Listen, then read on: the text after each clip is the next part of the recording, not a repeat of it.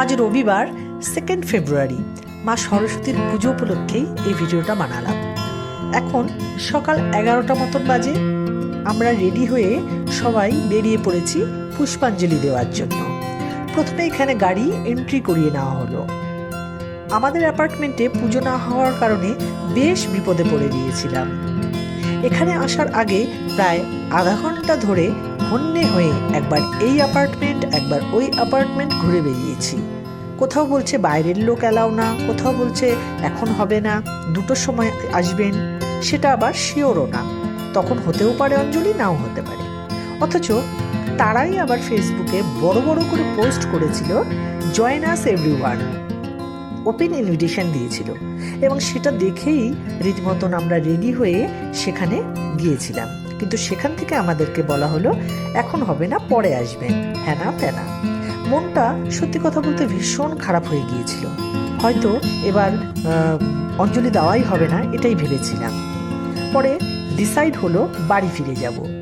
কিন্তু সরস্বতী মায়ের আশীর্বাদই বলো বা অন্য কিছু, হঠাৎই কি বুদ্ধি এলো, আমার হাজবেন্ড গাড়ি দাঁড় করিয়ে সব বন্ধুদেরকে মেসেজ পাঠালো যে কার কার অ্যাপার্টমেন্টে পুজো হচ্ছে এখনই জানাও।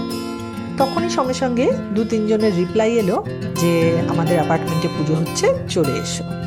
সেই অনুযায়ী আমরা এখানে চলে এলাম এক দাদার অ্যাপার্টমেন্টে। আর এখানে সত্যি কথা বলতে খুব ভালোভাবে আমরা পুজোটা সম্পন্ন করলাম। আমার শাশুড়ি মায়ের খুব শরীর খারাপ ছিল, তোমরা দেখতেই পাচ্ছ, হাঁটতে অসুবিধা হচ্ছে। তা সত্ত্বেও মাকে নিয়ে এসেছিলাম। আর এই সময় বাবা মা আমাদের কাছে ছিল, এটা আমাদের সত্যি সৌভাগ্য, তাই তাদেরকে নিয়ে এসেছিলাম। আর এখানে এসে আমরা শুধু পুজো নয়, ডবল পুজো করেছি। কেন বলছি সেটা তোমরা এই ভিডিওটা দেখলেই বুঝতে পারবে।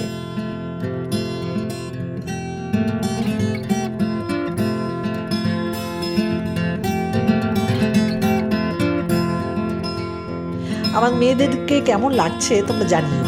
শাড়ি পরেছে, এখানে হাতে খড়িও হচ্ছিল।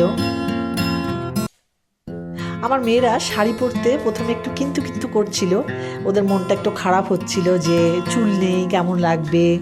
কিন্তু আমি শেষমেশ ওদেরকে একটু বুঝিয়ে বলাতে ওরা রাজি হয়েছে, হ্যাঁ মা শাড়ি পরবো। তো বাঙালি আফটার অল, সরস্বতী পুজো বলে কথা, শাড়ি পরবে না এটা আবার হয়? তাই না বলো? তোমাদেরকে বললাম যে ডবল দেখো, 2টো গেট তোমরা দেখতে পাচ্ছ, এই জন্যই বলছিলাম। অ্যাকচুয়ালি পাশের ঘরটাতে হচ্ছিল নন বেঙ্গলিদের নিয়ম অনুযায়ী পুজো, আর এখানে হচ্ছিল বাঙালিদের নিয়ম অনুযায়ী পুজো। কিন্তু সেই ইনফরমেশনটা আমাদের কাছে ছিল না। আর তাই আমরা একটা মিস্টেক করেছিলাম, আমরা এসে সঙ্গে সঙ্গে সোজা চলে গিয়েছিলাম প্রথমেই ওই ঘরে। সেখানে আমরা যথারীতি তাদের নিয়ম অনুযায়ী পুজো শেষ করে যখনই ফিরবো, ঠিক সেই মুহূর্তে এসে বলল যে পাশে বাঙালিদের নিয়ম অনুযায়ী পুজো হচ্ছে। তারপর আবার এই ঘরে ঢুকলাম, আর ঢুকে আমরাও জয়েন করলাম। আর এখানে পুজোটা জাস্ট স্টার্ট হয়েছিল, আর সেই অনুযায়ী আমরা পুরো ভিডিওটা উপভোগ করলাম প্রথম থেকে শেষ পর্যন্ত, এবং আমরাও পুষ্পাঞ্জলি দিলাম। সত্যি কথা বলে মনটা ভরে গিয়েছিল জাস্ট। সাথে তোমরাও এনজয় করো পুজোটা। এদিকে আমার শাশুড়ি মা, আমার হাজবেন্ড, মেয়ে সবাই বসে রয়েছে। আর এদিকে মোটামুটি পুজো কমপ্লিটের দিকেই এখন পুষ্পাঞ্জলি শুরু হবে।